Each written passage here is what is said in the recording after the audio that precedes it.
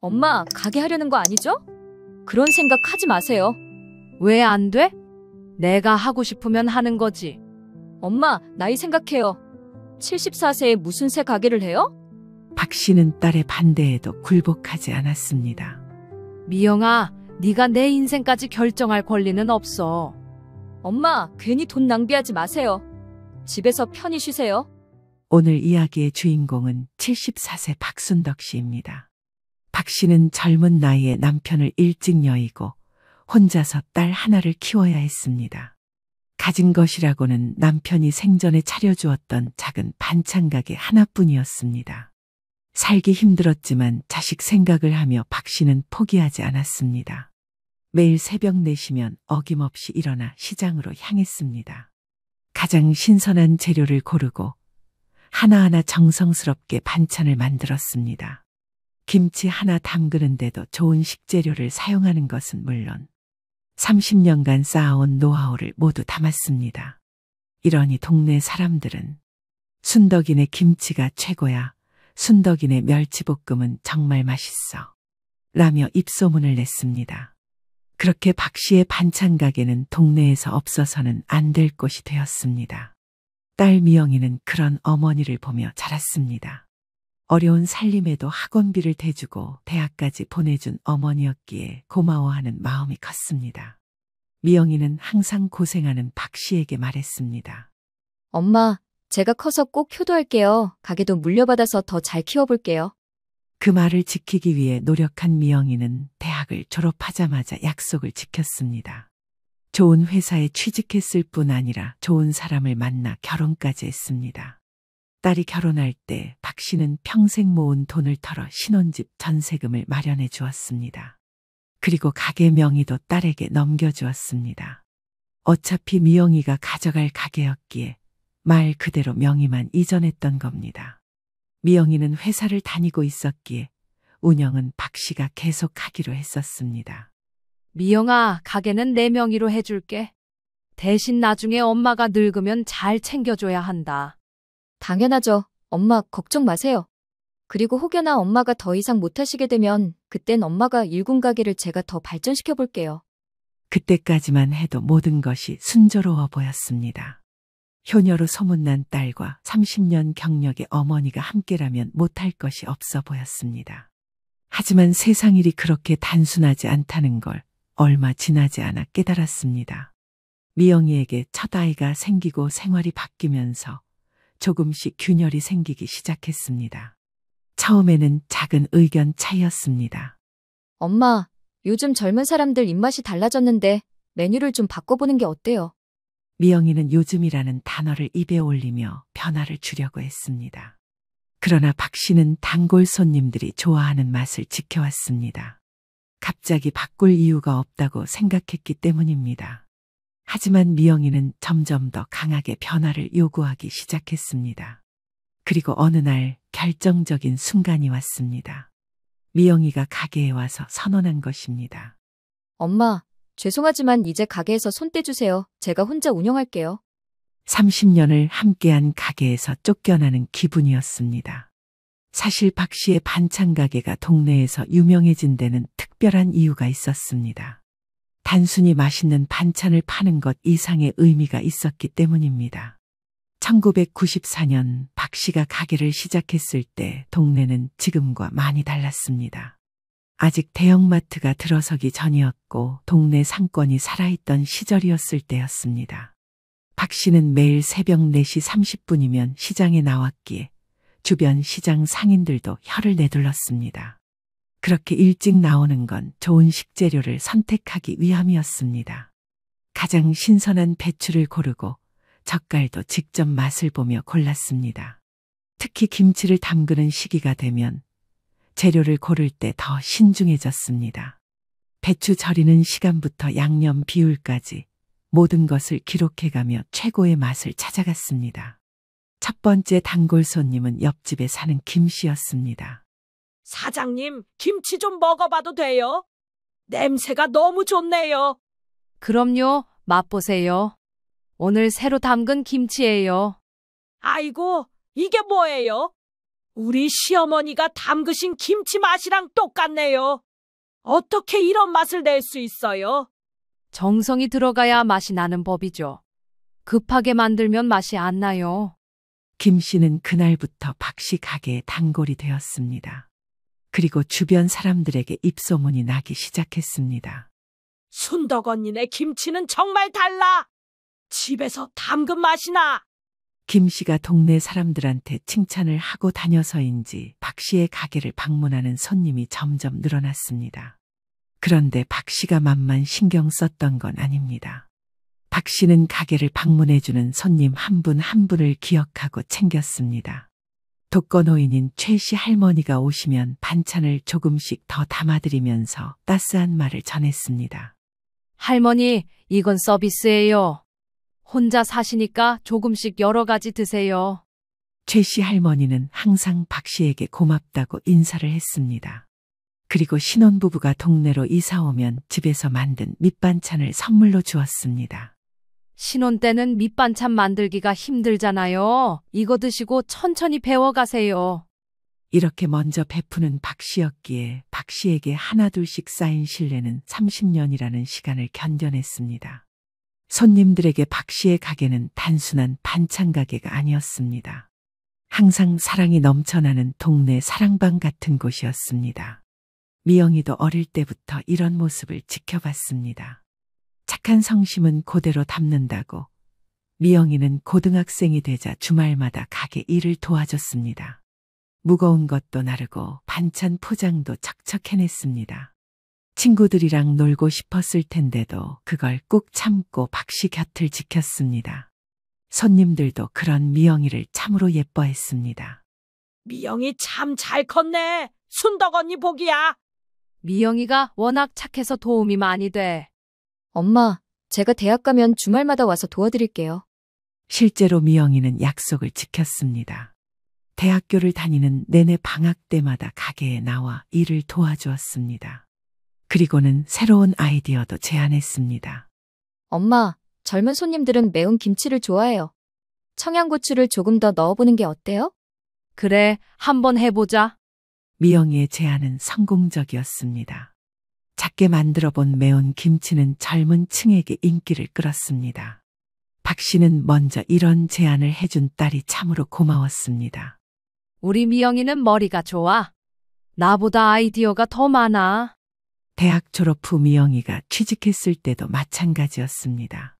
그때보다는 나오는 날이 줄었지만 시간이 되는 주말마다 가게에 와서 도와주었습니다. 회사에서 회계 업무를 배운 덕분에 가게 장부 정리도 깔끔하게 해줬습니다. 엄마, 매출 관리를 좀 더 체계적으로 해보세요. 어떤 반찬이 언제 많이 팔리는지 알면 도움이 될 거예요. 미영이가 만든 매출표는 한눈에 봐도 알아볼 수 있을 정도로 편했습니다. 역시 대학 나온 사람은 다르구나. 내가 모르는 것도 많이 알고 있네. 그때만 해도 모든 것이 완벽해 보였습니다. 30년 경험의 어머니와 새로운 지식을 가진 딸의 조합이었으니 말입니다. 이러니 동네 상인회장인 이 씨도 박 씨를 부러워했습니다. 누님은 정말 복이 많아. 딸이 이렇게 효성스럽고 능력까지 있으니. 미영이가 워낙 착해서요. 제가 복을 타고났나 봅니다. 그만큼 미영이는 박 씨에게 자랑스러운 딸이었습니다. 그래서 미영이가 결혼 준비를 할 때 더 많은 신경을 썼습니다. 좋은 사람을 만나길 바랐던 박 씨의 눈에도 예비 사위인 준호 씨는 예의 바른 청년이었습니다. 어머님, 미영이를 잘 키워주셔서 감사합니다. 준호 씨도 착한 사람이니까 걱정 안 해요. 우리 미영이 잘 부탁해요. 결혼식 준비 과정에서 박 씨는 평생 모은 돈을 털어 신혼집 전세금을 마련해 주었습니다. 4억 5천만 원이라는 큰 돈이었지만 망설이지 않았습니다. 딸이 자신에게 해준 건 이보다 크다고 생각했기 때문입니다. 엄마, 이렇게 큰 돈을 어떻게 해요? 저희가 알아서 할게요. 미영아, 엄마가 평생 모은 돈이 다 너를 위한 거야. 걱정하지 마라. 그리고 가게 명의도 미영이 앞으로 넘겨주었습니다. 30년간 일군 가게를 딸에게 물려주는 순간이었습니다. 엄마, 가게는 엄마가 계속 운영하세요. 저는 회사 일이 있으니까요. 그래, 내가 늙을 때까지는 내가 할게. 그 다음은 너가 이어받고. 모든 것이 완벽한 계획처럼 보였습니다. 하지만 세상 일이란 예상대로 흘러가지 않는 법이었습니다. 미영이의 첫째 아이가 태어난 지 6개월이 지났을 때였습니다. 그날도 박 씨는 평소처럼 새벽 4시 30분에 일어나 가게 준비를 했습니다. 그런데 미영이가 평소보다 일찍 가게에 나타났습니다. 가게에 손주를 데리고 온 것도 처음이었습니다. 엄마, 잠깐 이야기 좀 해요. 그래, 무슨 일이냐? 아기는 괜찮고? 아기는 괜찮아요. 그런데 엄마, 요즘 가게 매출이 어떤가요? 박 씨는 의아했습니다. 미영이가 매출을 물어본 것은 처음이었기 때문입니다. 매출? 평소와 비슷해. 왜 그런 걸 갑자기 물어보냐? 엄마, 솔직히 말씀드릴게요. 요즘 육아비가 너무 많이 나가요. 오빠 월급만으로는 힘들어서요. 그럼 엄마가 도와주면 되지. 얼마나 필요하냐? 엄마, 그게 아니라요. 가게 수익을 좀 더 늘릴 방법을 생각해봤어요. 미영이가 꺼낸 이야기는 박 씨가 전혀 예상하지 못한 것이었습니다.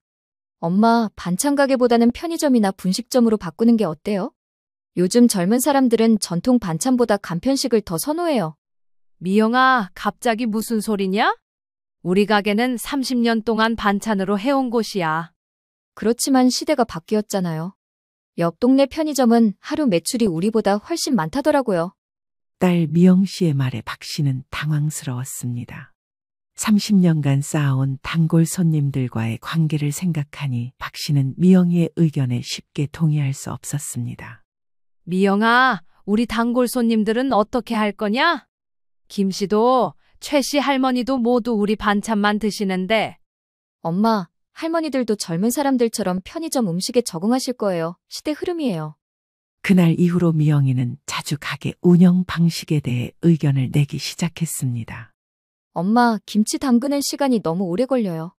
공장에서 나온 김치를 팔면 훨씬 효율적일 텐데요. 미영아, 우리 김치는 손맛이 있어서 손님들이 찾는 거야. 공장 김치랑은 맛이 다르지. 하지만 이익을 생각해봐야 해요. 시간 대비 수익이 너무 낮아요. 미영이는 회사에서 배운 경영 지식을 자주 언급했습니다. 그럴 때마다 박 씨는 소외감이 느껴졌습니다. 얼마 후 미영이가 가게에 새로운 상품들을 들여놓기 시작했습니다. 라면, 과자, 음료수 같은 것들을 말입니다. 미영아, 이런 건 왜 갖다 놨냐? 엄마, 젊은 손님들이 편의점 물건도 살 수 있으면 좋잖아요. 일석이조예요. 하지만 결과는 미영이의 예상과 달랐습니다. 단골 할머니들이 불편해하기 시작한 겁니다. 순덕 언니, 가게가 좀 어수선해졌네. 예전처럼 정갈한 맛이 안 나. 미안해. 미영이가 젊은 손님들을 위해서라고 해서. 젊은 사람들은 대형마트에 가지 여기까지 와서 라면을 사겠어? 순덕 언니 반찬이 좋아서 오는 건데. 박 씨는 딸에게 단골 손님들의 반응을 전했습니다. 미영아, 단골 할머니들이 좀 불편해 하신다. 예전처럼 하는 게 어떨까? 엄마, 할머니들 말씀만 들으면 언제 발전해요? 새로운 시도를 해봐야죠. 그러던 중 결정적인 사건이 일어났습니다. 오랜 단골 손님인 최 씨 할머니가 박 씨에게 섭섭한 마음을 표현한 겁니다. 순덕아, 어제 김치를 샀는데 맛이 이상하더라. 너가 담근 게 아니지? 언니, 죄송해요. 요즘 미영이가 새로운 방식으로 해보자고 해서요. 아, 그래서 그렇구나. 순덕아, 솔직히 말하는데 예전 맛이 그리워. 다른 김치는 속이 안 편해. 언니, 알겠어요. 다시 예전 방식으로 하도록 할게요. 박 씨가 미영이에게 이 이야기를 했을 때 미영이의 반응은 예상과 달랐습니다. 엄마, 할머니 한 분 말씀 때문에 계속 비효율적으로 할 건가요? 경영은 감정으로 하는 게 아니에요. 미영아, 30년 단골 손님인데 그렇게 말하면 안 되지. 엄마는 너무 감정적이에요. 사업은 수익을 내는 게 목적이라고요. 이때부터 모녀 사이에 미묘한 긴장감이 흐르기 시작했습니다. 박 씨는 30년간 쌓아온 전통을 지키고 싶었고 미영이는 변화를 통한 수익 증대에 관심이 있었습니다. 그렇게 상황은 더욱 악화되었습니다. 미영이가 둘째 아이까지 낳고 나서 가게에 더 자주 나오기 시작했는데 그때마다 기존 방식에 불만을 표했습니다. 엄마, 정말 이해가 안 돼요. 왜 이렇게 고집스러우세요? 미영아, 고집이 아니라 신뢰야. 손님들이 우리를 믿고 오시는 건데. 실례로 배가 부르나요? 현실을 봐야 해요. 미영이의 말투도 점점 날카로워졌습니다. 예전처럼 다정한 딸의 모습이 아니었습니다. 그러던 어느 날 미영이가 가게 장부를 들여다보더니 심각한 표정을 지었습니다. 엄마, 이 매출로 어떻게 살아요? 한 달 수익이 고작 이것밖에 안 돼요? 그래도 30년 동안 이렇게 살아왔어. 우리 먹고 살 만큼은 나와. 엄마, 제 아이들 교육비도 생각해야 해요. 이렇게 하면 안 될 것 같아요. 박 씨는 그 순간 뭔가 잘못되어 가고 있다는 걸 느꼈습니다. 효녀로만 알던 딸이 점점 다른 사람이 되어가는 것 같았습니다. 미영이의 변화는 예상보다 빨랐습니다. 3개월 후 가게 모습이 완전히 달라져 버린 겁니다. 미영이는 박 씨의 동의 없이 기존 반찬 진열장 절반을 없애고 냉동식품 냉장고를 설치했습니다. 하룻밤 사이에 벌어진 일이었기에 가게에 나온 박 씨는 그대로 굳어버렸습니다. 미영아, 이게 뭐냐? 냉장고는 왜 들여놨어? 엄마, 냉동만두랑 냉동볶음밥 같은 걸 팔려고요. 요즘 맞벌이 가정에서 많이 찾아요. 그럼 우리 반찬 자리는? 반찬은 인기 있는 것만 몇 가지 남겨뒀어요. 비효율적인 건 정리했고요. 박 씨는 미영이의 말에 허탈감을 감추지 못했습니다. 30년간 정성스럽게 만들어온 젓갈무침, 시금치나물, 도라지 무침이 모두 사라져 있었습니다. 그날 오후 단골 할머니들이 하나둘 오기 시작했습니다. 첫 번째로 온 김 씨의 반응은 충격적이었습니다. 어머, 여기가 순덕 언니네 맞나? 완전히 달라졌네. 할머니, 안녕하세요. 더 편리하게 바뀌었어요. 편리하게? 내가 사려던 시금치 나물은 어디 갔어? 할머니, 시금치나물 대신 이 냉동나물이 있어요. 더 간편하고 오래 보관할 수 있어요. 냉동나물? 아이고, 그런 건 맛이 없어. 언니가 만든 걸로 줘. 죄송해요. 할머니, 이제는 안 만들어요. 이게 더 경제적이거든요. 김 씨는 아무것도 사지 않고 그냥 돌아갔습니다. 30년 단골이 빈손으로 돌아간 건 처음 있는 일이었습니다. 박 씨가 저녁에 미영이에게 물었습니다. 미영아, 김 씨가 아무것도 안 사고 가셨다던데? 엄마, 할머니들도 적응하시면 돼요. 처음엔 어색하겠지만 시간이 지나면 편하다고 하실 거예요. 하지만 미영이의 예상은 틀렸습니다. 이튿날에도 그 다음날에도 단골 손님들은 실망한 표정으로 돌아갔습니다. 최 씨 할머니는 더 직설적이었습니다. 미영아, 이게 뭐야? 가게가 편의점이 됐네. 할머니, 시대에 맞춰서 바꾼 거예요. 시대에 맞춰. 우리가 30년 동안 온 이유를 모르겠구나. 순떡이 손맛 때문에 온 건데. 할머니, 손맛도 좋지만 실용성이 더 중요해요. 실용성. 아이고, 말이 안 통하네. 최 씨 할머니도 그날부터 가게에 오지 않기 시작했습니다. 일주일 후 박 씨는 매출 장부를 보고 경악했습니다. 매출이 절반 이하로 떨어진 거였습니다. 미영아, 매출이 왜 이렇게 떨어졌어? 새로운 상품들은 안 팔려? 아직 홍보가 부족해서 그래요. 곧 나아질 거예요. 하지만 상황은 더욱 악화되었습니다. 미영이가 기대했던 젊은 고객들은 오지 않았습니다. 대신 30년 단골들만 하나둘 떠나갔습니다.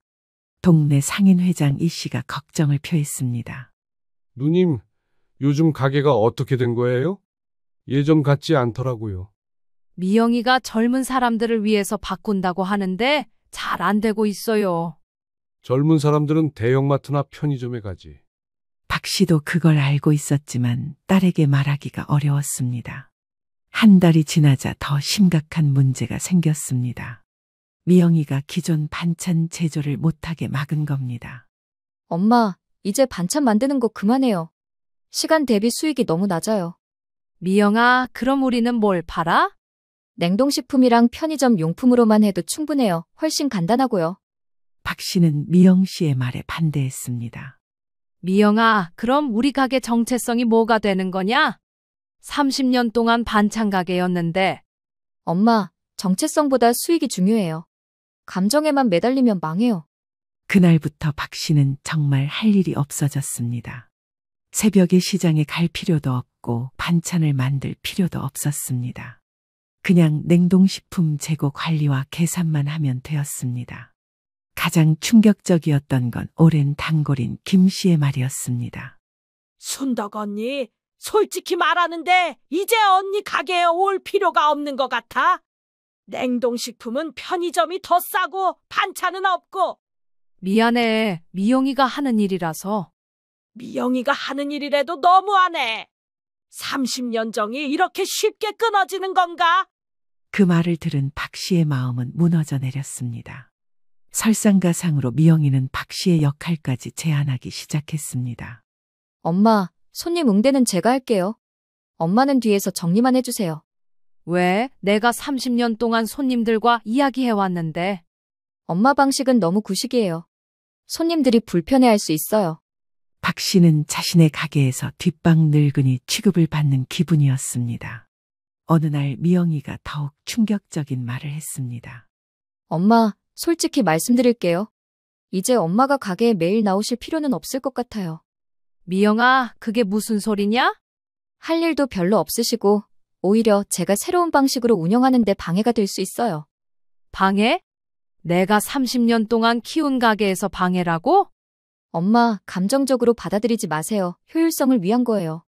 그날 밤 박 씨는 잠을 이루지 못했습니다. 평생을 바친 가게에서 필요 없는 사람이 되어버린 기분이 들었습니다.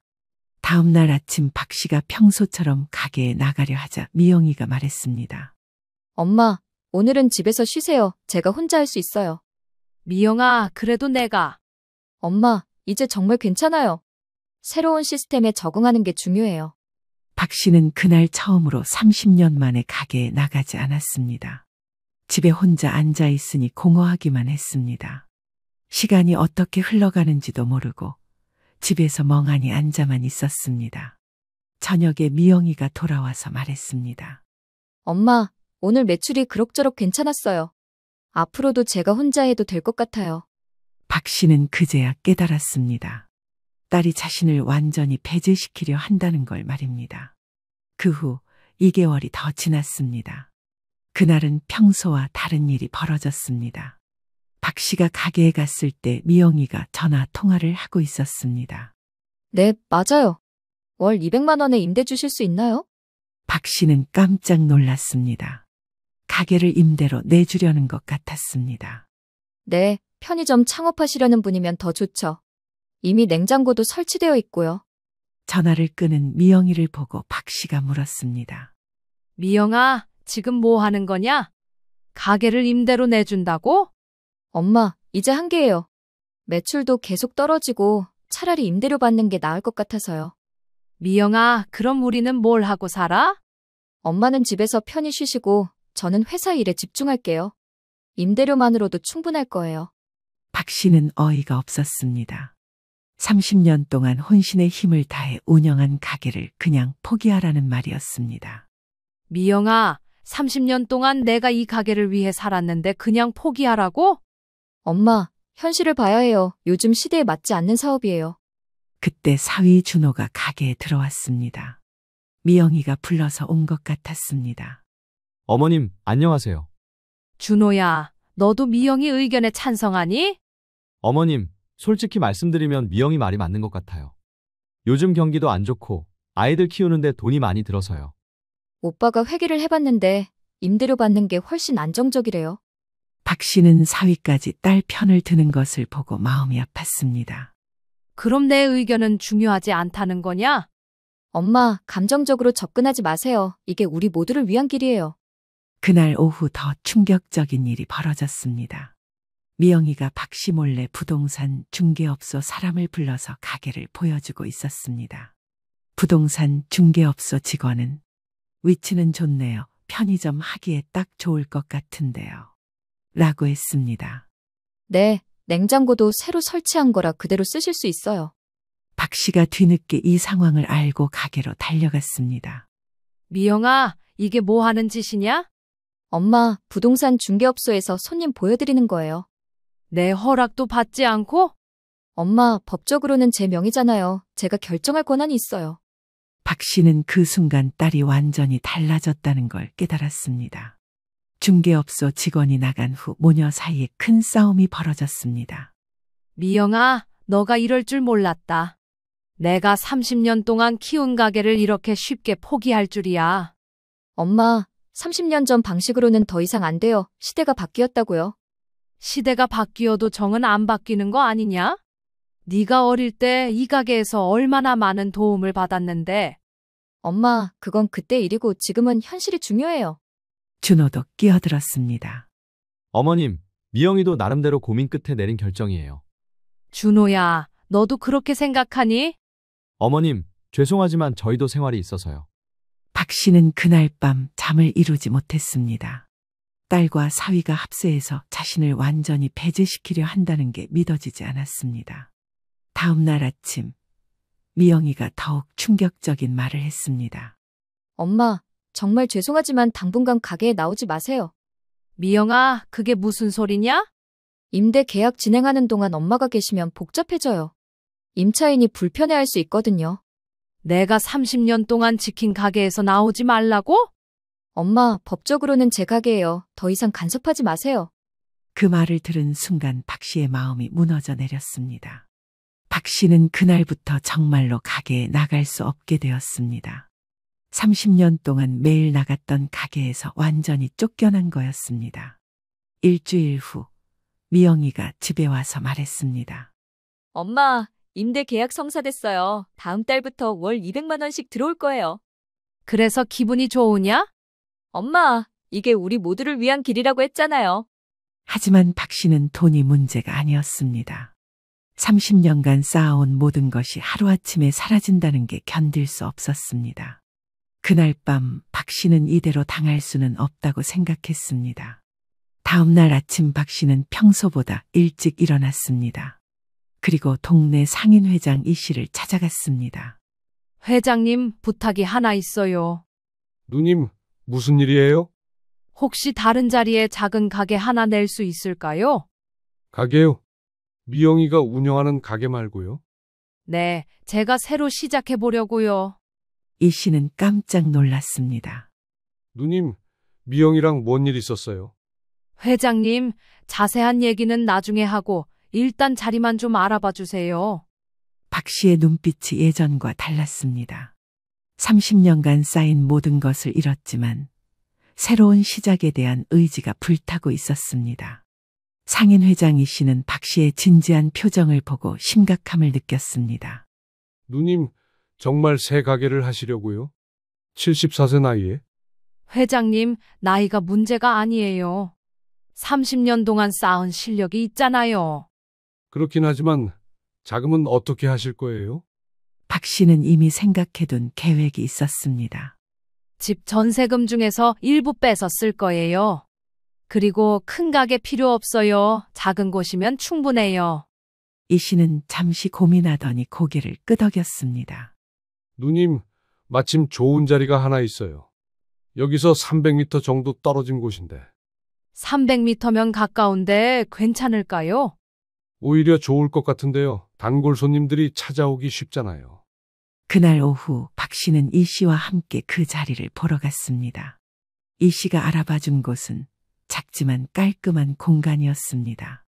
여기면 괜찮겠네요. 임대료는 얼마나 해요? 월 80만 원이에요. 권리금은 500만 원 정도 하고요.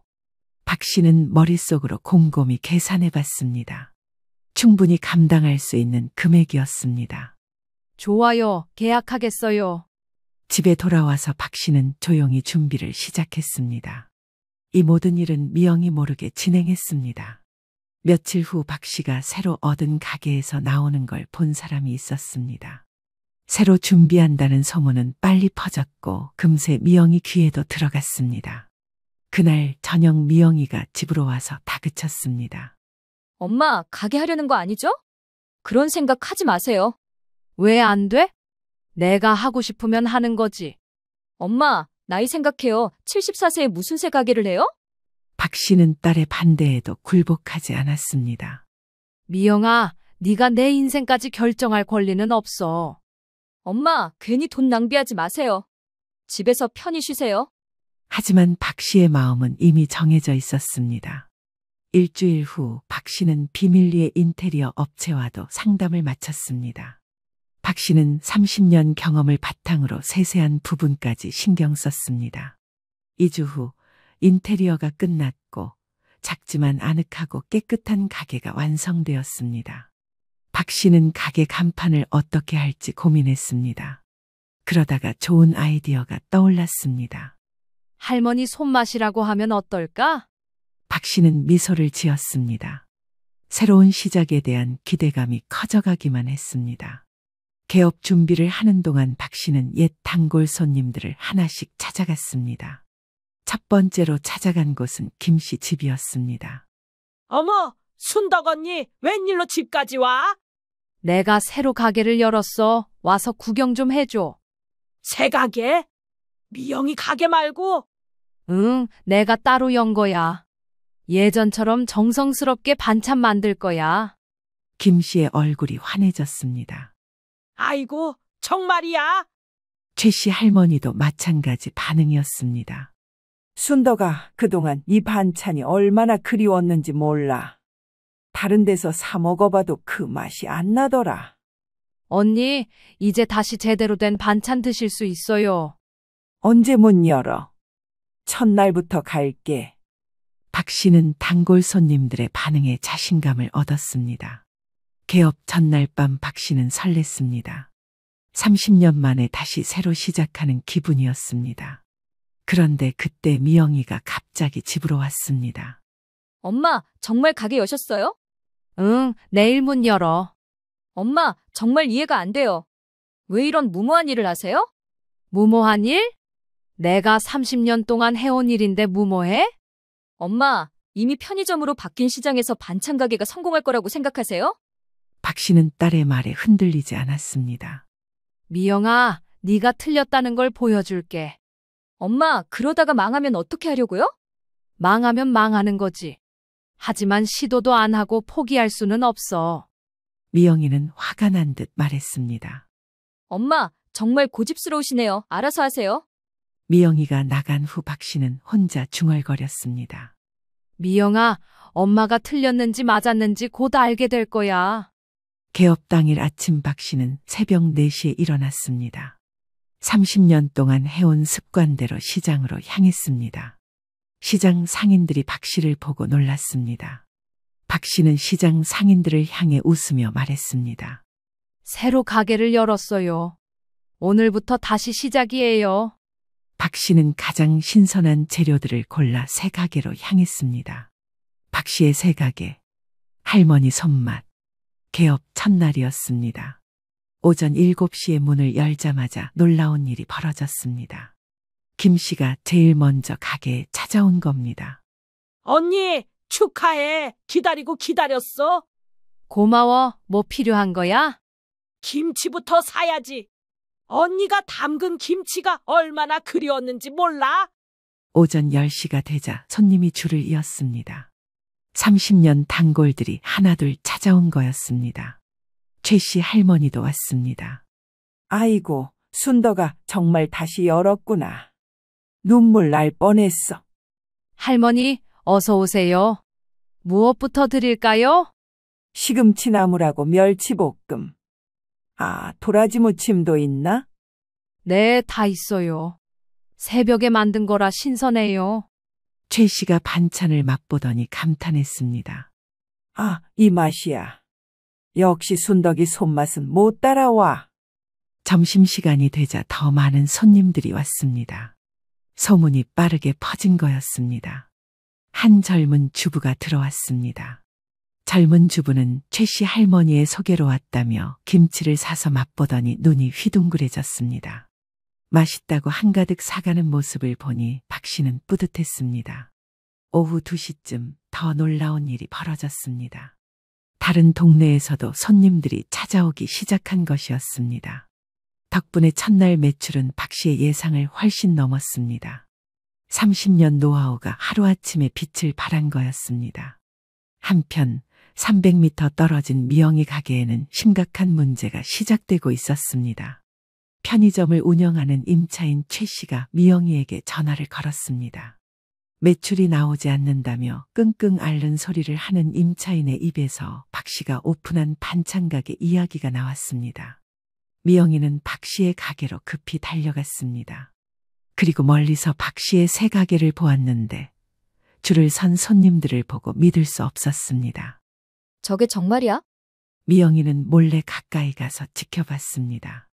30년 단골 손님들이 모두 박 씨의 가게로 와 있었습니다. 김 씨 할머니가 다른 손님에게 말하는 소리가 들렸습니다. 이 언니가 30년 동안 우리 동네에서 반찬 만드신 분이야. 딸이 가게를 편의점으로 바꿔버려서 언니가 새로 여신 거야. 미영이는 충격을 받았습니다. 단골 손님들이 모두 어머니를 따라간 거였습니다. 2개월이 지나자 박 씨의 가게는 하루가 다르게 번창했습니다.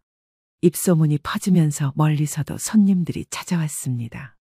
반면 편의점 임차인은 매일 적자에 시달렸습니다. 임차인이 미영이에게 다시 전화했습니다.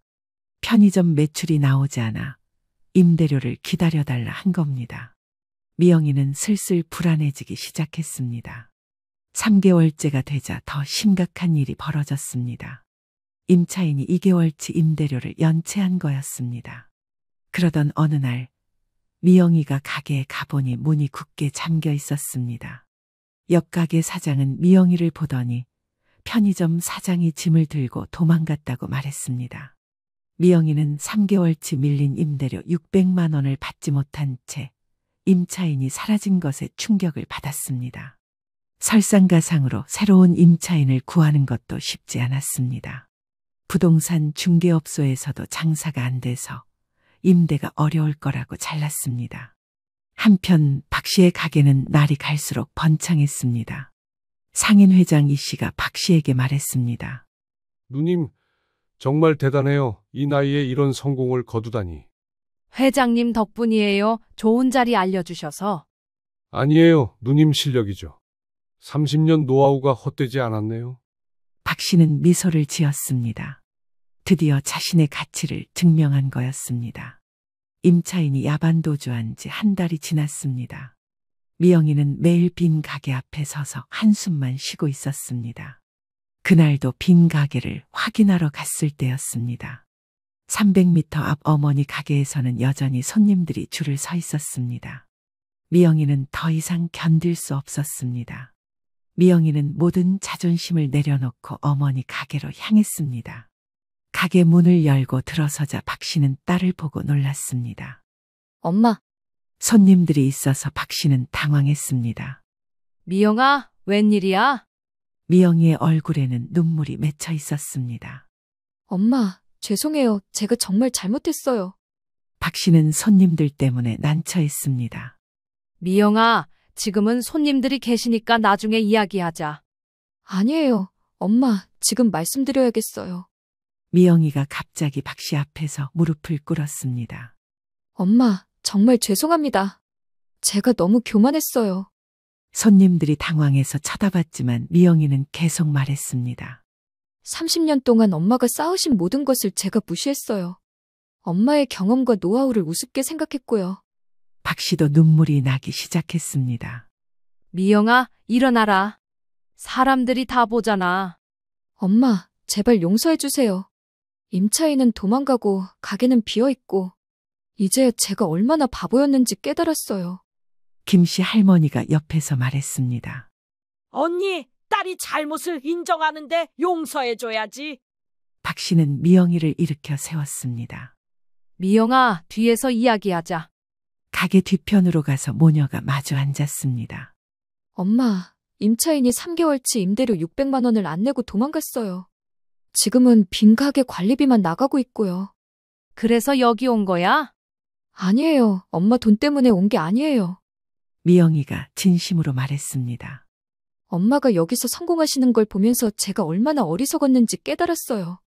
30년 경험을 하루아침에 무시할 수 있는 게 아니잖아요.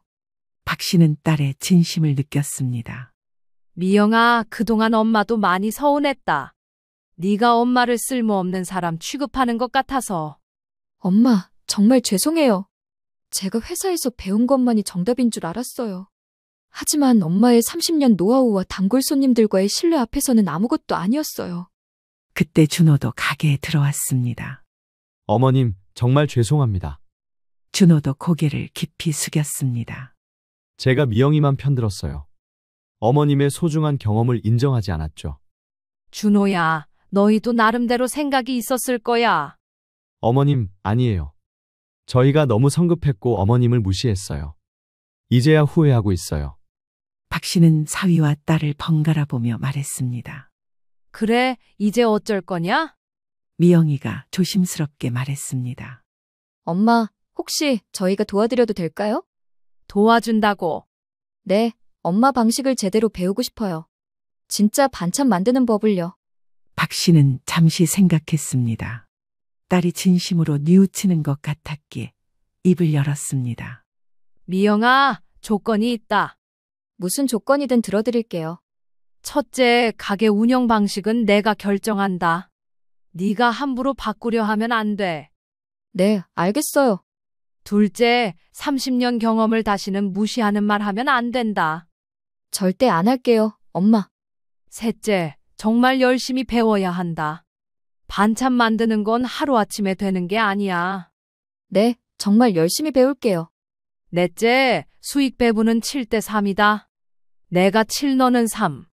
미영이는 주저없이 대답했습니다. 네, 엄마. 감사해요. 박 씨는 미소를 지었습니다. 그럼 내일부터 새벽 4시에 시장 가는 것부터 배워봐라. 네, 엄마. 다음 날부터 미영이는 정말로 새벽 4시에 나와서 어머니를 따라다녔습니다. 시장에서 재료 고르는 법부터 하나하나 배웠습니다. 미영아, 배추는 이렇게 속이 꽉 차고 윤이 나는 걸로 골라야 해. 네, 이런 노하우는 책에서 배울 수 없는 거네요. 당연하지. 30년 경험이야. 김치 담그는 법도 처음부터 다시 배웠습니다. 미영아, 양념장은 이렇게 손으로 버무려 가면서 배추에 스며들게 해야 해. 엄마, 정말 어려워요. 손맛이 이렇게 중요한 건지 몰랐어요. 4개월이 지나자 미영이는 완전히 달라졌습니다. 어머니의 방식을 존중하고 겸손하게 배우는 딸이 되었습니다. 박 씨도 딸의 변화를 보고 감동했습니다. 미영아, 이제 제법 반찬다운 반찬을 만드는구나.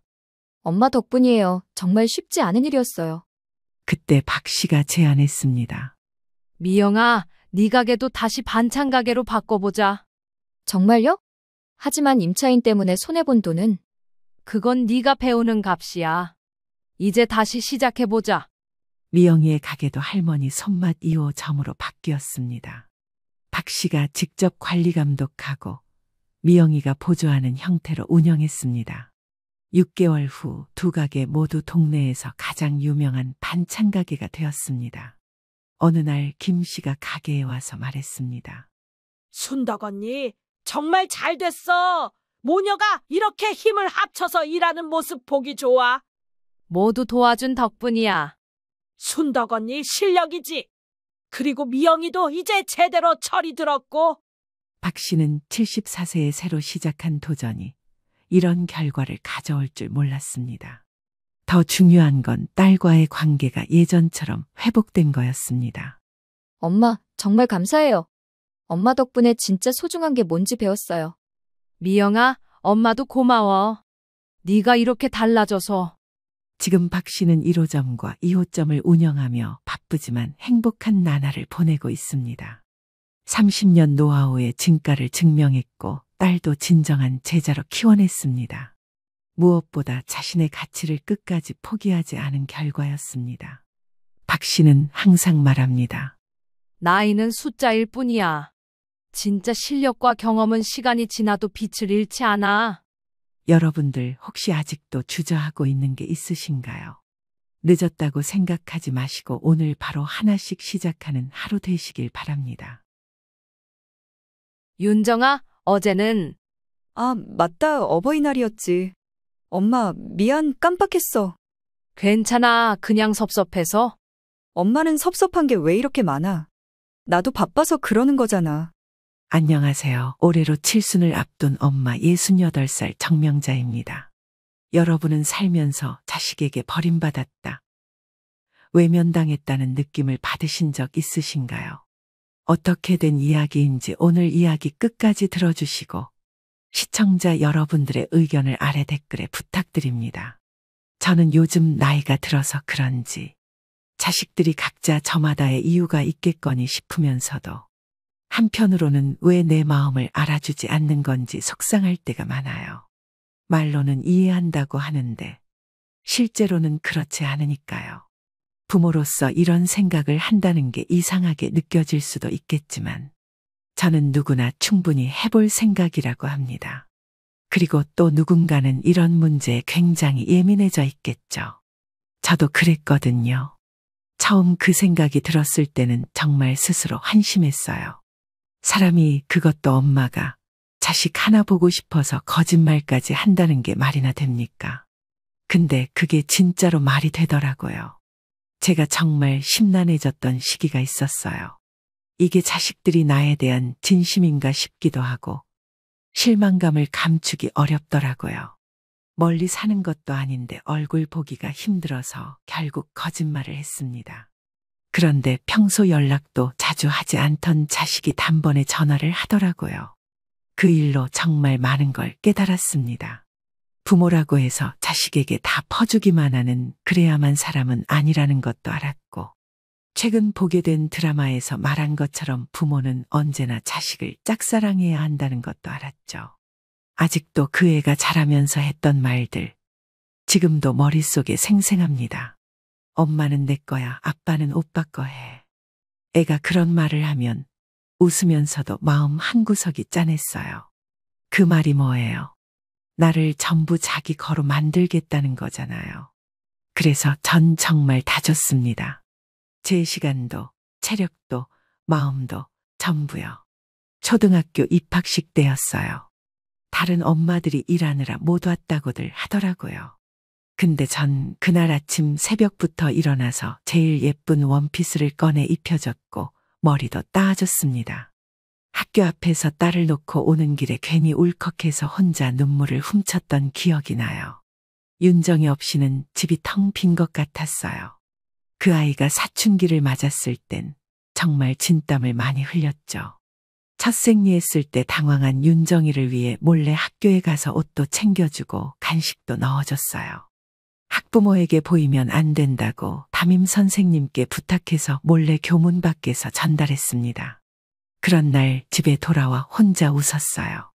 내가 이 나이에 뭐 하고 있나 싶지만 그래도 이게 행복이지 싶었죠. 딸이 대학에 붙었을 땐 하늘이 준 선물이라고 생각했어요. 서울로 올라간다 했을 때 남편이 그랬죠. 굳이 멀리 보낼 필요 있냐? 가까운데도 좋은 학교 많잖아. 윤정이가 원하는 거잖아. 그래야 마음 놓고 공부하지. 그때부터 전 매달 반찬을 싸서 올라갔어요. 명절에도 못 내려올 땐 제가 직접 찾아갔습니다. 비 오는 날 남대문역 앞에서 큰 캐리어 들고 윤정이 자취방 찾아가던 기억이 나요. 그 작은 원로만에 내 젊은 날이 다 들어간 것 같았어요. 첫 직장에 합격했다는 전화 받았을 땐 한동안 핸드폰을 귀에 대고 울었어요. 엄마, 나 됐어. 합격했어. 그래, 잘했다, 우리 딸. 근데 그 순간 나도 모르게 이런 생각이 들었어요. 이제 점점 멀어지겠구나. 내 손 안에 있던 아이가 이제 점점 날 벗어나겠구나. 딸이 처음 사윗감이라고 데려온 이재훈이란 청년은 말수가 없고 예의는 있었지만 어딘가 윤정이와 어울리는 사람 같진 않았어요. 그래도 윤정이가 좋다니까 저흰 반대 안 했어요. 그래야 부모죠.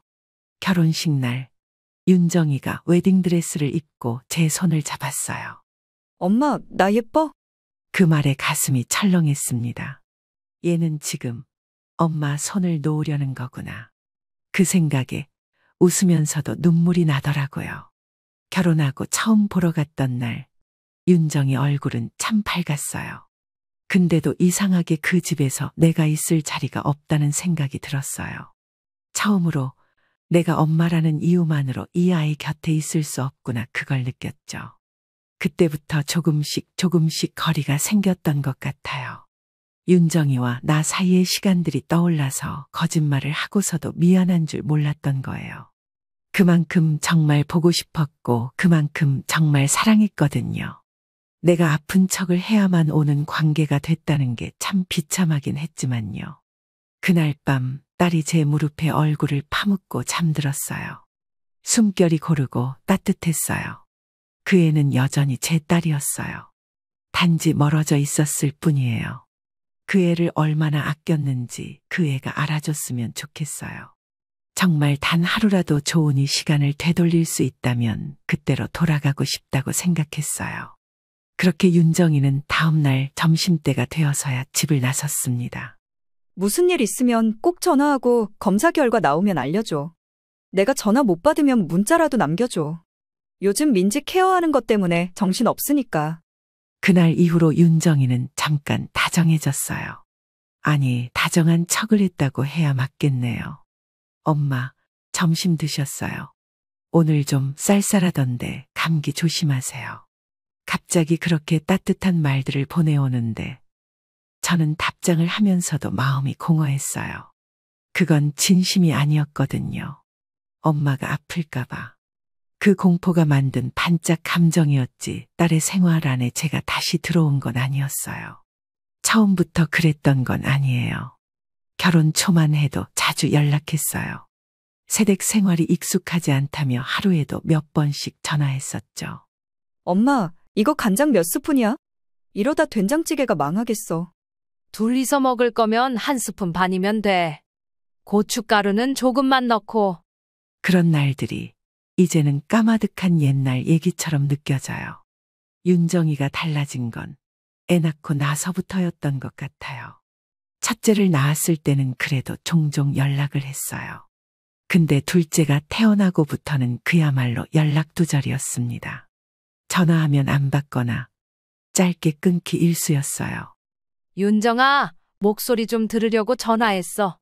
엄마 미안해. 애들이 울어서. 나중에 전화할게. 그 나중이라는 말이 하루, 이틀, 일주일, 한 달이 되더라고요. 제가 전화를 하지 않으면 그 애는 먼저 연락하지 않았어요. 한 달, 두 달 지나고 나면 그제서야 짧은 톡 하나. 엄마, 요즘 어때요? 바빠서 연락 못 드렸어요. 그런 문자를 보면 기뻐야 하는데 화가 났어요. 그래, 문자라도 보내준 게 어디냐. 그렇게 생각해야 하는 내가 너무 초라했어요. 남편은 그런 제 마음을 알고도 일부러 툭툭 말을 던졌어요. 당신이 너무 애지중지 키워서 그런 거야. 그게 무슨 말이야? 딸이 엄마를 쉽게 보니까 이러는 거지. 그 사람 말이 맞는 것도 같았어요. 그 애는 제게 너무 많은 걸 받았고 그래서 고마움보다는 당연함만 남은 게 아닐까 싶었어요. 설날 즈음이었어요. 아들네 가족이 먼저 와서 다 같이 밥을 먹고 있을 때 윤정이에게 전화해봤어요. 윤정아, 설인데 언제쯤 오니? 엄마, 우리 이번엔 집에 있으려고. 민지도 감기 기운 있어서. 아이고, 감기 걸렸어? 약은 먹었고. 응, 그이가 병원 데려갔어. 그럼 다음 주쯤이라도 내려올 수 있어? 이번 주 지나면 다시 바빠질 것 같아서 엄마, 미안해. 그날 아들 식구들 앞에서는 웃고 있었지만 내 안에서는 무너져 내리는 소리가 들렸어요. 친구들이랑 통화할 때면 괜히 힘을 줘서 말했어요. 우리 딸은 바빠서 자주 못 오긴 해도 잘 살고 있대. 하지만 솔직히 그 애가 어떻게 사는지 잘 몰라요. 민지가 초등학교에 들어갔다는데 학교는 어디로 갔는지도 아직 못 들었어요. 생각해보면 딸이 엄마한테 전화도 안 하고 엄마가 먼저 물어보지 않으면 아무것도 말하지 않는 사이가 언제 이렇게 돼버린 걸까요? 남편은 그 모습을 보면서도 또 한마디 보탰습니다. 이젠 그냥 놔둬. 전화 좀 해라. 그 말도 하지 마. 왜? 그 말 하는 게 뭐가 그렇게 잘못이야? 자존심 문제지. 부탁처럼 들리잖아. 그 말 듣고 며칠은 일부러 참았어요. 하지만 참는다고 속이 편하진 않더라고요. 나중엔 그 말조차 꺼낼 수 없는 사이가 되는 거예요. 윤정이에게 처음으로 서운하다고 말한 날이 있었어요. 어버이날이었어요. 집에서 조용히 밥을 먹고 있었는데 전화도 문자도 없었거든요. 다음 날 제가 먼저 전화를 걸었죠. 윤정아, 어제는 아, 맞다. 어버이날이었지. 엄마, 미안, 깜빡했어. 괜찮아. 그냥 섭섭해서. 엄마는 섭섭한 게 왜 이렇게 많아? 나도 바빠서 그러는 거잖아.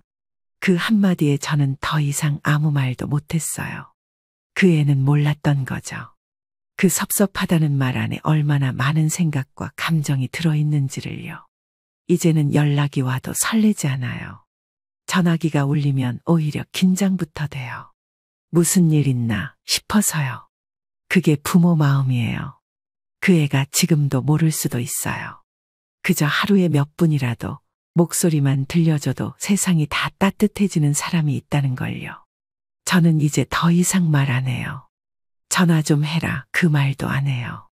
그 말 한마디가 딸에게는 부담이 되고 저한테는 눈물의 씨앗이 되더라고요. 그냥 기다릴 뿐이에요. 혹시라도 정말 혹시라도 그 애가 먼저 전화를 걸어주는 날이 올까 해서요. 처음엔 그저 바쁜 줄만 알았어요. 윤정이네는 애가 둘이니까 직장도 있고 요즘 살림이 얼마나 힘들어요. 그래서 명절 한 번 못 내려와도 전 그냥 참았어요. 근데 그게 해마다 반복이 되니까 그게 습관처럼 굳어졌어요. 설날도 추석도 이젠 그 애 없는 명절이 더 익숙해졌어요. 처음 몇 번은 기다리다가 밥도 안 먹고 있었는데 이젠 그냥 아들내 먼저 밥 차려줘요. 그 애는 올 생각이 없는 거니까요. 그날도 그랬어요. 아들 가족들이 명절 아침에 와서 북적북적했죠. 손주들도 뛰어다니고 며느리는 전 부치느라 바빴고요. 윤정이는 뭐래? 아침에 문자가 왔어. 오늘은 집에서 쉰다고. 뭐 또 이번에도 안 온대? 요즘 회사 일도 힘들다잖아. 명절에라도 쉬어야지. 그래도 지 부모는 안 보고 시댁엔 갔다며? 그 말을 듣고 가슴이 철렁했어요. 그날 밤 조용히 딸이 올린 단체 채팅방 메시지를 봤어요. 거기엔 생일상 사진이 올라와 있었어요. 상다리가 휘어지게 차려놓은 음식들과 시부모와 함께 웃고 있는 윤정이 얼굴이 있었어요. 그걸 보는데 목구멍이 턱 막히더라고요. 여보, 이것 좀 봐. 뭔데? 윤정이가 시댁에 생일상 차려드렸대. 그래? 이런 것도 할 수 있으면서. 말을 잇지를 못했어요. 나는 명절마다 오지도 않는 애인데 생일상을 저렇게 정성껏 차려주는 모습을 보니 서운하다 못해 서글펐어요. 그날 이후로 자꾸 비교를 하게 됐어요. 동네 친구들이랑 통화할 때면 더 심했어요. 어머, 너희 아들은 또 이번 주말에도 왔대? 그럼 우리 아들 와서 마당도 치워주고 갔지. 그 말을 들을 때마다 나는 대답할 말이 없었어요. 우리 딸은 한 달에 한 번도 못 본다. 그 말을 차마 못하겠더라고요. 그 애가 우리 집에 마지막으로 왔던 게 언제였는지 이젠 정확히 기억도 안 나요. 가끔 민지 사진이나 카톡으로 오긴 해요. 그럴 땐 괜히 그 사진 보면서 얼굴 보듯이 보고 또 봐요. 하지만 그런 사진 하나로 내 마음이 채워지진 않아요. 윤정이한테 직접 말해본 적 있어요. 윤정아, 우리도 생일인데 밥 한 끼는 하자. 엄마, 나 진짜 바빠. 그날도 일정이 있어서 못 갈 것 같아. 그럼 다음 주라도 보자. 글쎄, 일정 보고 연락할게. 연락은 결국 없었어요. 사위한테 전화를 해본 적도 있어요. 그 사람은 그래도 좀 더 정중하게 말해줘요. 장모님, 죄송해요. 요즘 윤정이가 정신이 없어서. 애들 때문에 그런 거지? 네, 민지 학원 스케줄도 많고 회사도 일 많고요. 그 말을 듣고는 그냥 알겠다고 했지만 속으로는 이렇게 생각했어요. 그럼 여긴 시간 나고 거긴 시간 안 나는 거야. 한 번은 일부러 대놓고 말한 적 있어요. 이서방, 우리 딸이 시댁은 자주 가던데 우리 집엔 왜 안 오게 하나? 그건 제가 말하기 좀 조심스러운데요. 윤정이가 부담스러워해서요. 부담스러워? 왜? 어머님이 서운하다고 자주 말씀하셔서 그게 조금 걸리나 봐요. 그 말을 듣고는 아무 말도 못했어요. 내가 서운한 것도 말하면 안 되는 사람이 됐구나. 그걸 그날 처음 알았어요. 생일, 명절, 어버이날 이젠 아무것도 기대 안 해요. 오히려 아들들이 챙겨주는 밥상이 더 고맙게 느껴질 정도예요. 윤정이는 아예 마음이 떠났나 봐요. 딸이라는 사람이 이렇게까지 외면할 수 있는 건가 싶어요. 어느 날 친구가 그러더라고요. 다른 집 자식들은 안 그래. 딸이면 더 잘 챙긴다더라. 그 말 듣고 집에 와서 혼자 중얼거렸어요. 그래, 우리 딸은 다른 집 자식은 아닌가 보다. 병원 가는 길이었어요. 딱히 어디가 아픈 건 아니었어요. 그냥 뭐라도 좀 검사를 해보자 싶어서 동네 내과에 갔어요. 대기실에 앉아있는 내 옆에는 나보다 젊은 사람들이 앉아 있었어요. 근데 그 사람들 다 휴대폰으로 누군가와 대화를 나누고 있더라고요. 어떤 이는 통화하면서 그랬어요.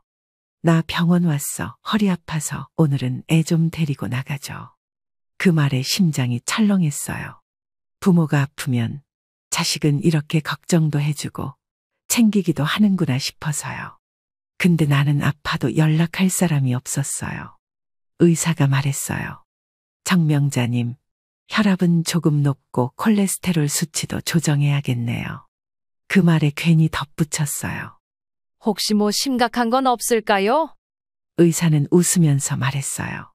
이 정도면 연세의 흔한 수치예요. 무리만 안 하시면 됩니다.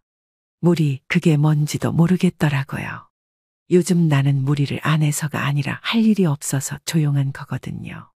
집에 돌아와서 남편한테 말했어요. 여보, 병원 다녀왔어. 뭐래? 그냥 피 검사했는데 수치가 좀 그렇대.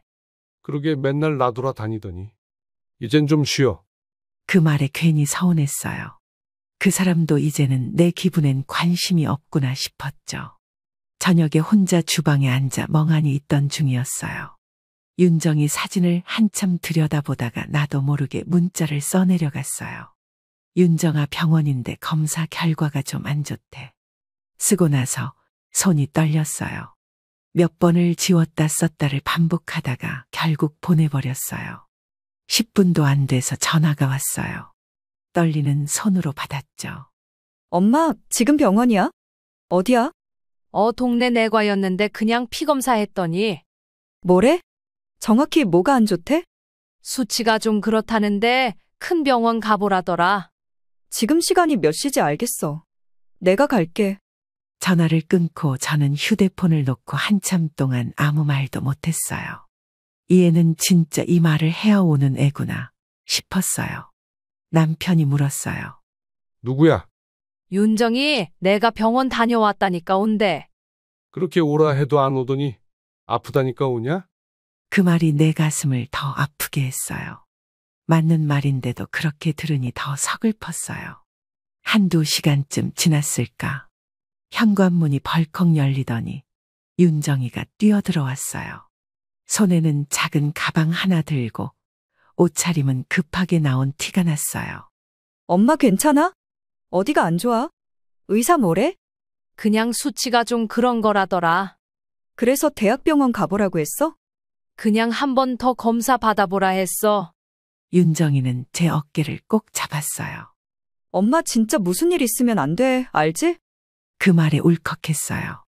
정말 아픈 것도 아닌데 아픈 척하는 내가 너무 비참했어요. 딸이 식탁에 앉았어요. 밥은 먹었어? 먹었지 뭐. 엄마는 항상 그런 식이야. 아파도 말 안 하고 배고파도 안 먹었다 하고.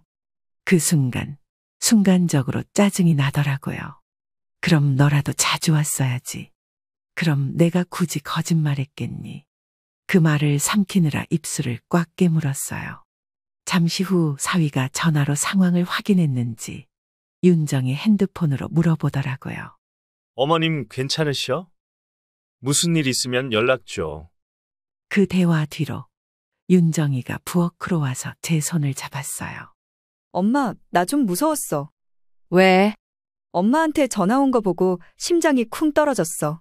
괜히 막 별 생각 다 들고. 그 말을 듣고는 더 이상 아무 말도 못하겠더라고요. 내가 그 생각을 일부러 하게 만든 사람이잖아요. 그날 밤 윤정이는 우리 집에 자고 갔어요. 그게 몇 년 만인지 몰라요. 민지도 없이 혼자 온 건 처음이었죠. 밤중에 화장실 가는 길에 거실에서 담배 피우던 남편이 중얼거렸어요. 평소에는 연락도 없고 오지도 않다가 아프다고 해야 오는구나. 그 말이 귀에 박혀서 안 잊혀지더라고요. 나 자신이 싫었어요. 거짓말하는 내가 싫고 그걸로 감동받은 윤정이가 미웠어요. 그 애가 나를 정말 사랑했으면 내가 이런 짓까지 안 했을 텐데 싶어서요. 그렇게 우리 모녀는 거짓말 위에 다시 만났어요. 그게 무너질지도 모르면서도 잠시라도 그의 얼굴을 보고 싶었던 내 마음이 그땐 정말 너무 아팠어요. 윤정이가 우리 집에 와서 자고 간 건 결혼 이후 처음이었어요. 민지도 없이 혼자 와서 작은 방에서 내 이불 덮고 자는 걸 보니까 괜히 마음이 이상했어요. 그 애가 자던 새벽, 나는 몇 번이나 깼어요. 괜히 숨소리 듣고 싶어서 잠든 얼굴도 한참 들여다봤어요. 잠이 든 윤정이 얼굴은 어릴 적 그 아이 얼굴이랑 하나도 다르지 않았어요. 아침이 되어서야 그 애가 눈을 떴어요. 엉킨 머리로 멍하니 날 보더니 잠시 후 조용히 말하더라고요. 엄마, 밤새 잠을 좀 설쳤어. 왜? 그냥 무서워서. 무섭긴 뭐가 무서워. 진짜 뭐라도 있으면 어쩌나 싶어서. 그 말을 듣는데 미안해서 가슴이 저릿했어요. 내가 만든 공포였잖아요. 딸이 거실로 나와 물을 한 잔 마셨어요. 그리고 식탁 앞에 조용히 앉았어요. 그 애는 내 눈을 바라보지 않고 창밖만 가만히 쳐다봤어요. 딸이 고개를 숙였어요. 긴 머리카락이 얼굴을 덮었고 그 애는 아무 말 없이 한참 동안 있었어요. 미안해, 엄마. 나 진짜 몰랐어. 그 말이 나왔을 때 마음이 더 복잡해졌어요. 남편이 조용히 거실로 나왔어요. 딸과 내가 앉아있는 모습을 보더니 말없이 주방으로 가서 물을 한 잔 따라 마셨어요. 그리고는 한마디 했어요. 지금이라도 왔으면 된 거지. 그 말에 나는 참았던 눈물이 또 터져 나올 뻔했어요. 그래, 지금이라도 온 게 어딘가 싶다가도 내가 왜 이런 상황까지 와야 했나 싶기도 했어요. 딸이 그날 하루를 더 있고 간다고 했어요. 내일 일 있는데도 괜찮아? 그이한테 얘기했어. 이틀은 봐야지. 괜히 무리하지 마. 엄마가 걱정돼서 그래. 이제부터는 좀 자주 올게. 그 말을 믿고 싶지 않았어요. 점심때쯤 돼서 딸이 이런저런 집안일을 돕기 시작했어요. 냉장고 정리도 하고 빨래도 널고 김치도 꺼내서 다시 담그겠다고 했어요. 근데 그 모든 행동이 나한테는 어색했어요. 갑자기 효녀 노릇을 하려니 도리어 불편했어요. 딸이 나를 바라보며 웃었어요. 엄마, 나 잘하고 있지? 갑자기 왜 이래? 몰랐으니까 이제라도 하려고. 윤정아, 그냥 편하게 있어. 억지로 하지 마. 나는 진심이었어요. 억지로 미안해하고 억지로 착한 딸하는 게 차라리 더 아팠어요. 그날 저녁 딸은 다시 제 옆에 누워서 말했어요. 엄마는 내가 그렇게까지 멀어진 것 같았어? 응, 난 네가 날 지운 줄 알았어. 아니야, 정말 아니야. 그러면 그냥 가끔이라도 전화했어야지. 보고 싶다고 했어야지. 그 말이 끝나자 우리는 둘 다 아무 말도 못했어요. 그냥 어둠 속에서 서로의 숨소리만 들었어요. 그날 밤 나는 기도를 했어요. 내가 아픈 게 아니어서 다행이고 이 거짓말이 오늘로 끝이 나서 다행이라고요. 근데 이게 정말 끝일까? 내가 안 아프면 그 애는 또 잊을까? 그런 생각이 자꾸 들었어요. 윤정이가 다녀간 이틀은 참으로 이상한 시간이었어요. 딸이 곁에 있으니 좋았는데 마음 한구석이 불편했어요. 말로는 고맙다고 했지만 행동은 그저 낯설고 어색했어요. 밥을 차려줘도 집안을 치워도 그 애가 웃는 모습이 참 좋은데도 자꾸 내 마음속에선 이게 진짜일까 하는 의심이 들었어요. 그날 오후 딸이 나가기 직전이었어요. 짐을 챙기고 신발을 신으면서 말했어요. 엄마, 나 가고 나면 꼭 병원 다시 가봐. 내가 예약해 줄게. 됐어. 그냥 지켜보라더라. 그래도 대학병원 가서 MRI 같은 거 찍어봐야지. 괜찮다고 방심하면 안 돼. 그 순간 더 이상 이대로는 안 되겠다는 생각이 들었어요. 이 아이가 더 이상 내 거짓말 위에서 헛된 걱정하며 사는 것도, 내가 감정에 매여 진실을 덮고 있는 것도, 이젠 그만해야겠다고 마음먹었어요. 딸이 현관문을 열기 직전 내가 입을 열었어요. 윤정아, 딸이 돌아봤어요. 표정은 환한 미소였어요. 응, 엄마. 엄마, 사실은 괜찮아. 콜레스테롤 수치만 높은 거야. 그 말이 나오는데 가슴이 쿵 내려앉는 소리가 내 귀에도 들렸어요. 딸은 그대로 멈췄어요. 웃음기 사라진 얼굴이 천천히 굳어갔어요. 뭐라고? 병원에서 그냥 콜레스테롤이 높다고 했어. 다른 건 다 괜찮대. 그럼 그 문자 엄마 그거 일부러? 보고 싶었어. 너 얼굴이 너무 보고 싶었어. 그날따라 정말. 딸의 눈이 점점 흔들렸어요. 입술이 파르르 떨렸고 손끝이 허공을 헤매는 게 보였어요. 딸이 조용히 신발을 벗고 들어왔어요. 문을 닫지도 않았고 말도 하지 않았어요. 그저 식탁에 앉아 고개를 숙였어요. 그게 거짓말이었단 말이야? 응, 미안해. 엄마 그건 좀 너무했어. 그렇게라도 해야 올 것 같았어. 나는 말하면서도 눈물이 났어요.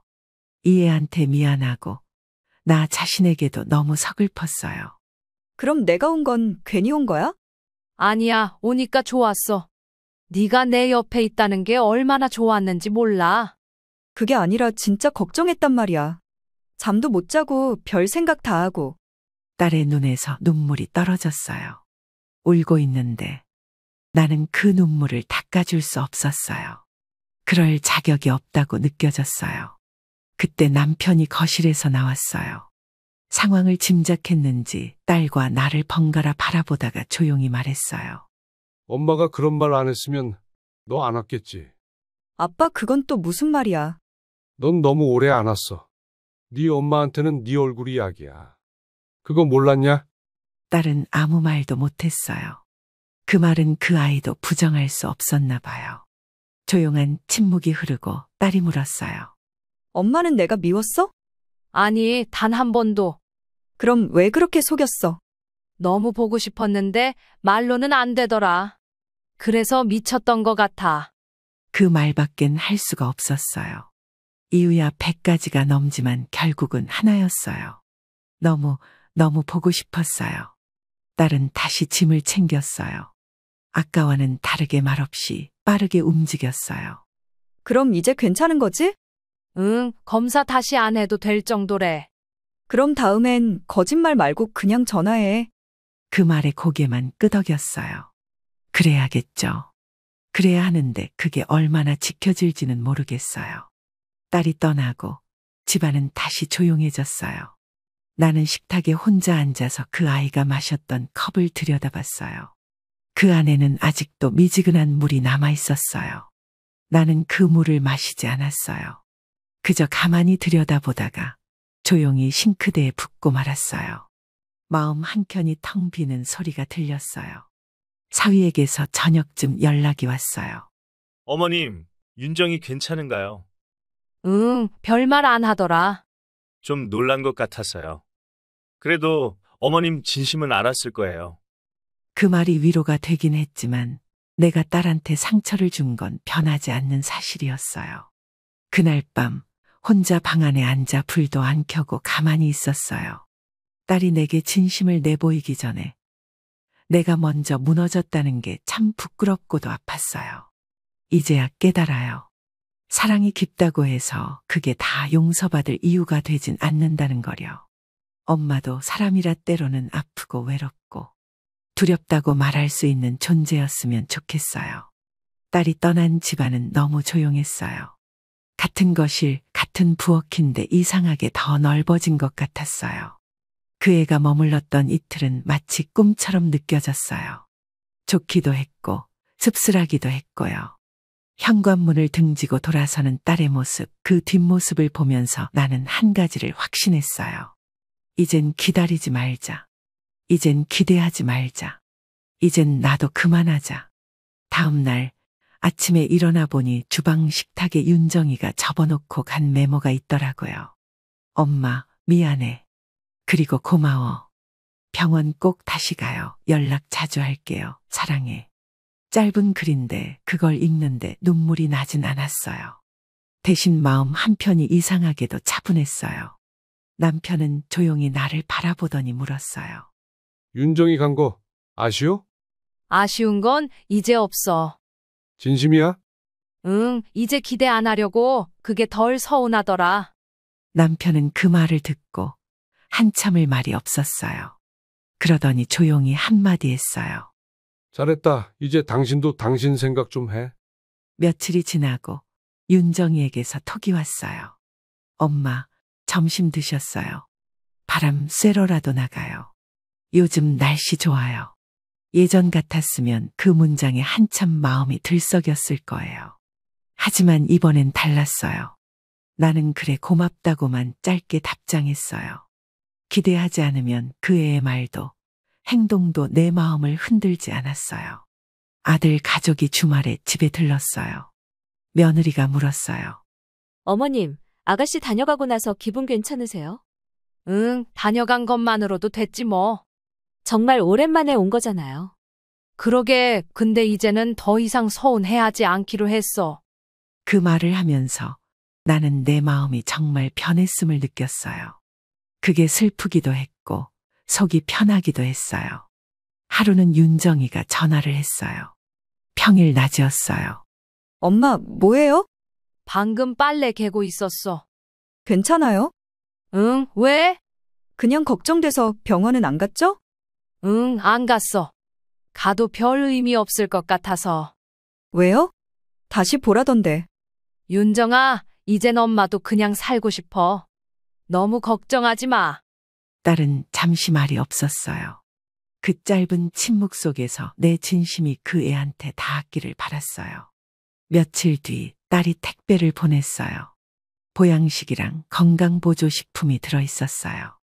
쪽지가 붙어 있었어요. 엄마, 내가 너무 늦게 알았지. 이젠 진심으로 잘할게요. 사랑해요. 그 쪽지를 읽고 나는 아무 감정도 없는 줄 알았는데 왈칵 눈물이 났어요. 근데요, 그 눈물은 서운해서 난 게 아니었어요. 정말로 기대하지 않았는데 뭔가 돌아온 느낌이어서 났어요.